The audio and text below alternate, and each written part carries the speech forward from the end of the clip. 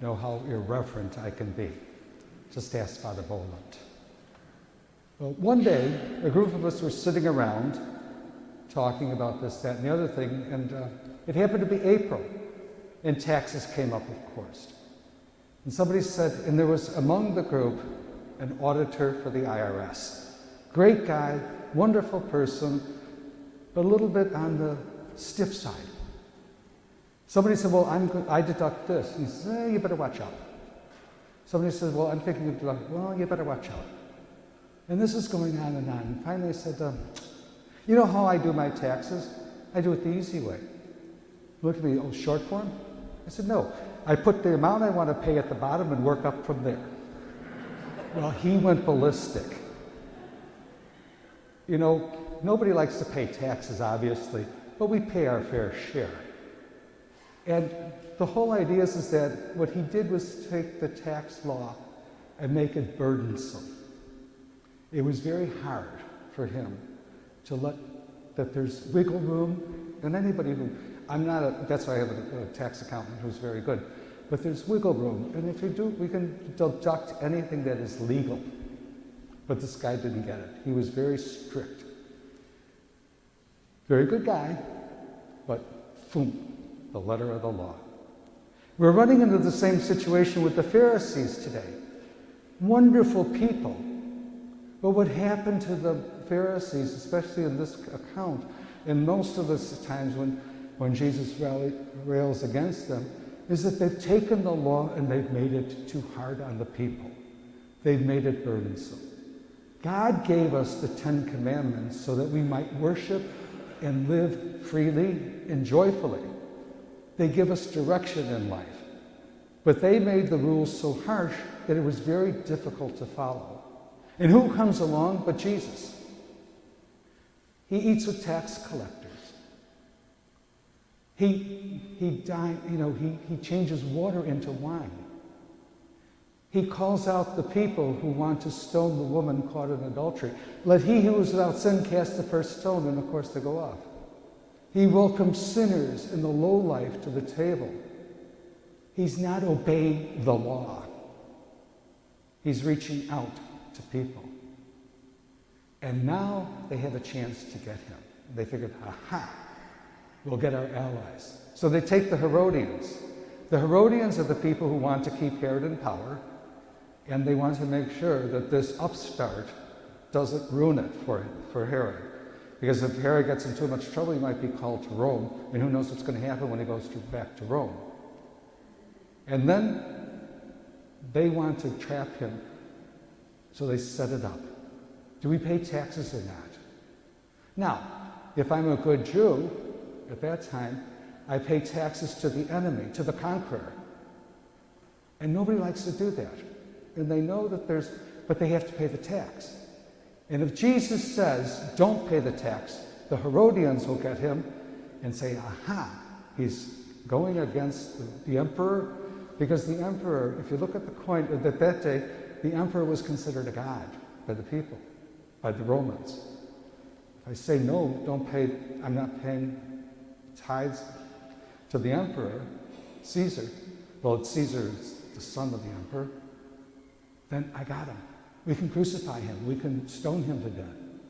If he says, pay the tax, he's going to get his followers who don't care for the Romans against him. So he's caught in a dilemma. But what does Jesus do? What he typically does, he turns the table on them. He says, give me a coin. And what happens? A Pharisee gives him a Roman coin. Aha. The coin that you don't want to use, because they use shekels in the temple, not Roman coins. He says, aha. Look what you've done. You're accusing me of trying to get me into a trap, but you hand me the coin of the enemy. And what does he do? He doesn't answer their question. He just says, give to Caesar what belongs to Caesar and to God what belongs to God. And what he does is that he confuses them and that they think they're doing the right thing. As I said, the Pharisees were good people. They just take the law and made it too strong, or too burdensome on the people. And what it ultimately comes down to is that who do we really worship? We worship the one true God.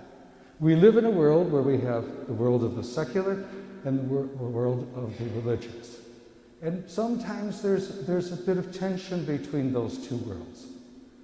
As Catholics, we're taught to believe certain things, but we also live in a political world, and we have to balance that. But we have to do what's best for God, in the eyes of God, and not make life so burdensome for other people. Because ultimately, our goal is to get to heaven and to worship the one true God. But if we make it burdensome on people, are we impeding their progress?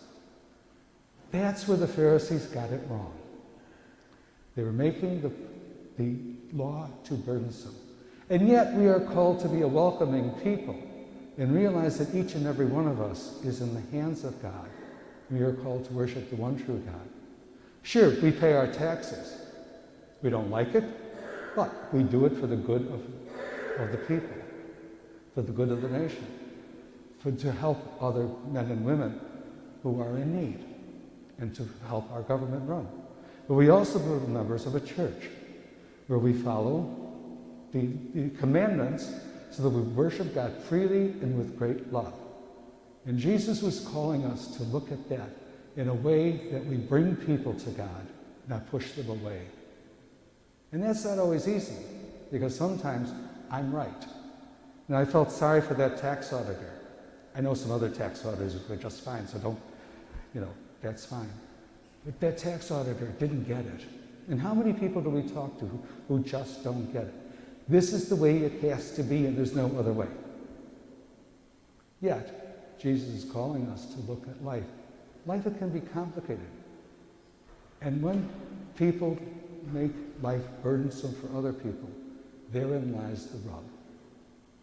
So let us be a welcoming people and say we are all God's children.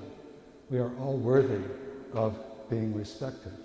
We all do our best to live in a world where there are many divergent views.